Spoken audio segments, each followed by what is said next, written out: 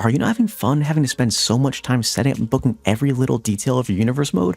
Well, I'm going to show you how ChatGPT can instantly create endless fun and captivating storylines for you to play through and have fun again. We've gone over some amazing tips in previous videos, so today we're going to put them into action. Let's hop into it. We're going to go ahead and let ChatGPT draft our rosters for Raw and SmackDown. I went ahead and gave it so many superstars from the main event scene to the mid-card, tag teams, and the men and the women. We're going to go ahead and let it build out our rosters. And ChatGPT did not disappoint. They added some amazing factions led by The Vision and the Judgment Day, both on the Raw brand, along some amazing main eventers in Cody Rhodes, Gunther, John Cena, Randy Orton, Sami Zayn, some awesome mid-card talent, awesome tag teams, and headlining the women's division, Bianca Belair, Rhea Ripley, Jade Cargill. Over on SmackDown, the factions are pretty weak. The New Bloodline is about it, but the main event scene is awesome. Roman Reigns, Jey Uso, Jacob Fatu, Drew McIntyre, Kevin Owens, LA Knight, and CM Punk. On the women's side, it doesn't disappoint either. You have top stars right now like Io Sky and Naomi, up-and-comers like Lyra Valkyria, Stephanie Valkyr. A lot of great, amazing talent with this draft. Now that we have our roster set up, let's figure out a first contender for Seth Rollins and his world title. I gave ChatGPT a quick prompt and it spit out a bunch of possible contenders and reasonings behind it, but it ends up and picks Sami Zayn. Let's go ahead and give it a prompt. Let's give it a 4-week, little rivalry storyline with a PLE final match, and it spit out something great. The first week is a promo, but I think we could do a little bit better in the quick notes. Let's have it put a big full promo out for us to run through. And it spit out a great promo. Let's read through it. The show opens, Seth Rollins' music hits, he's followed by Paul Heyman, Braun Breaker, and Bronson Reed. Rollins laughs and says, "Look at this sight, Monday Night Raw, The Vision, the most dominant force in WWE history, and at the center of it, your World Heavyweight Champion, Seth freaking Rollins. This isn't just my show, this is my era. Paul Heyman getting involved. My name is Paul Heyman, and I serve as the advocate for the visionary domination."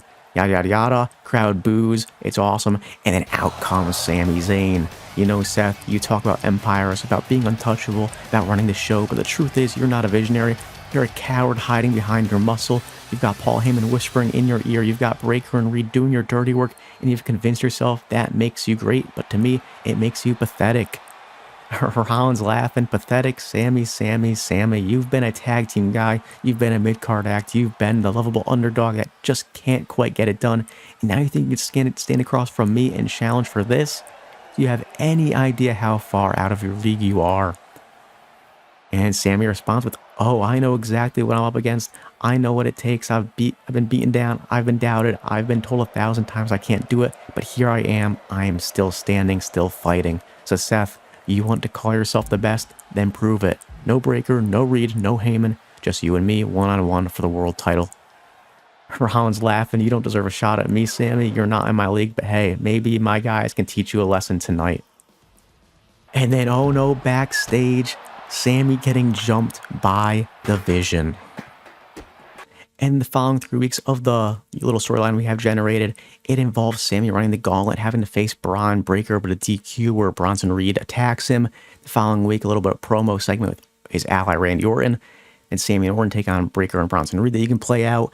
The final week before the PLE, huge 6-man matches, Cody Rhodes gets involved, and it's a big chaotic match before your PLE match, which we're going to hop into, of Seth Rollins versus Sami Zayn for the world title. But first, we have to go to SmackDown and figure out a world title contender for Roman's WWE title between Jey Uso and LA Knight. Let's have it come up with a storyline. And this storyline has the first week of Roman Reigns cutting a promo where LA Knight interrupts him and comes out saying he wants the title, but Roman Reigns saying no.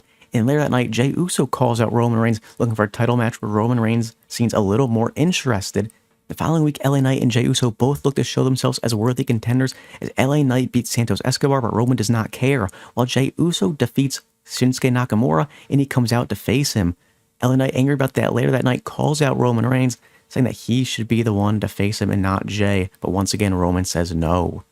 In week 3, LA Knight calls out Jey Uso. They come out for a promo where they both argue why they should be the next world champion contender, and it leads to a brawl in the ring as the two duke it out. And then at the go-home show, LA Knight takes on Jey Uso in a number of contenders match where LA Knight gets the win, and after the match, Roman Reigns comes out to face him, leading in to their PLE match at Crown Jewel. And at Crown Jewel, hop back to Raw first for the world title match between Sami Zayn and Seth Rollins. Sami needs a hot start, but it'll be Seth who gets the first kick in. And Paul Heyman, of course, already getting dirty with it, taking off the turnbuckle while the ref isn't looking. And now Sami in full control now, with a clothesline to Seth Rollins, a second clothesline, and he's going to finish off this combo with a nice drop kick to Seth Rollins.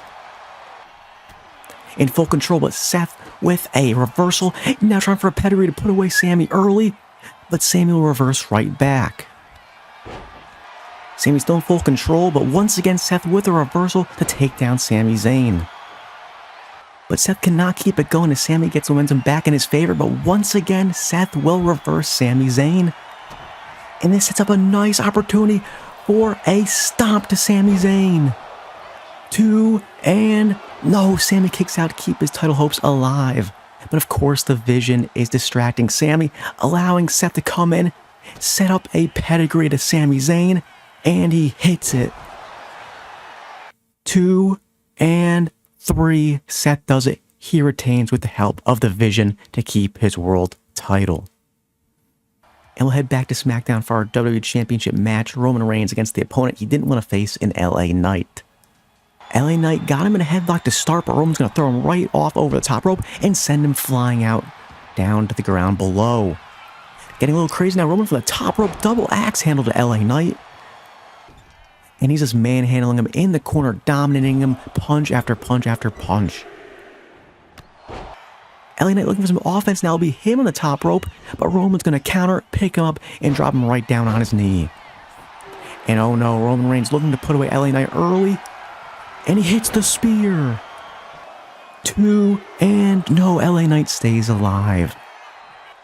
It's LA Knight now getting some offense in, and he's got Roman for the BFT.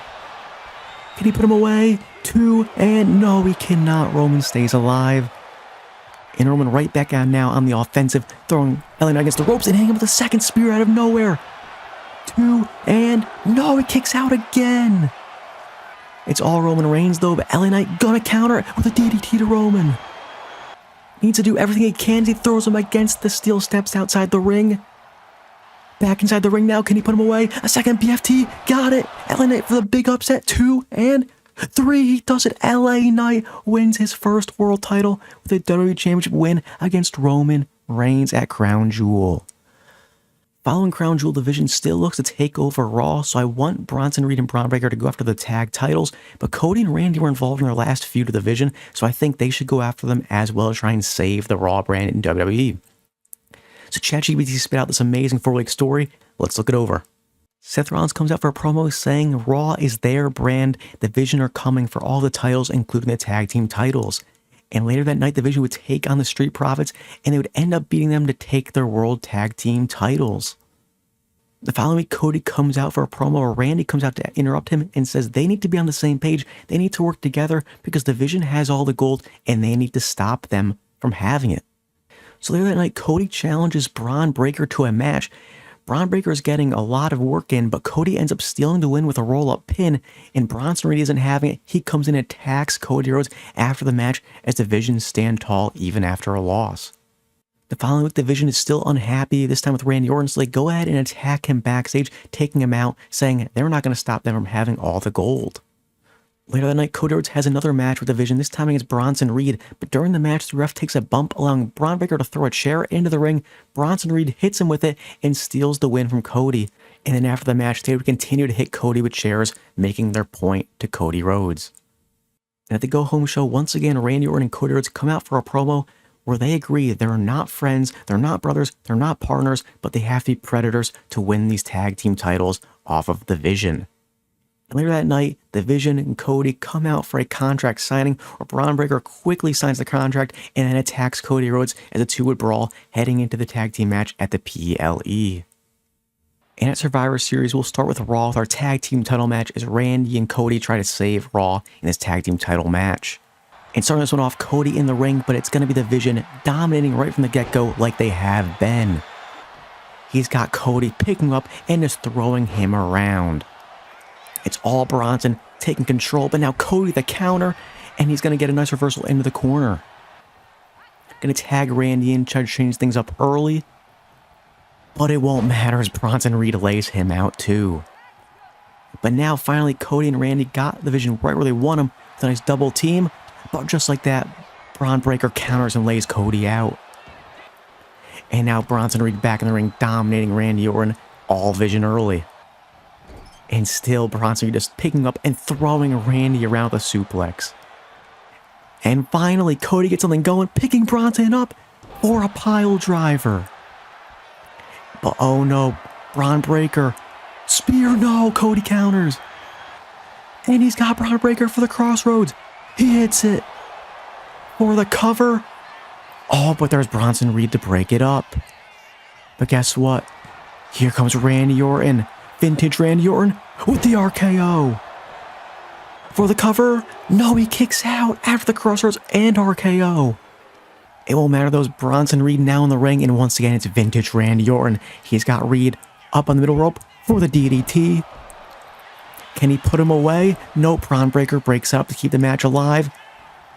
But it won't matter because an RKO out of nowhere should put this one away.